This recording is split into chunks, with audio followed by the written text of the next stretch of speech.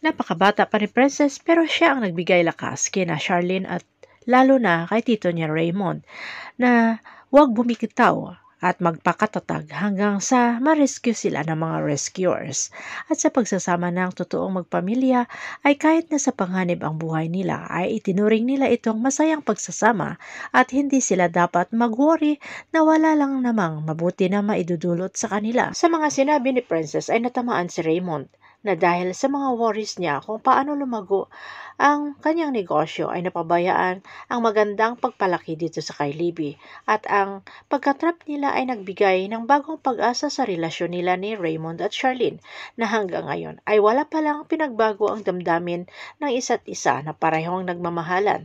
Kaya si Princess na lamang ang inutusan na maghanap ng malusutan para makahingi ng tulong. Kahit anong pilit naman ni Raymond kay Charlene ay hindi niya ito maiwanan. Samantala sa labas ay puro Raymond ang lumalabas sa bibig ni Divina na sinasaway na ito ni Jenny na may mahalata na hindi man lamang hinahanap ang anak nito na si Princess.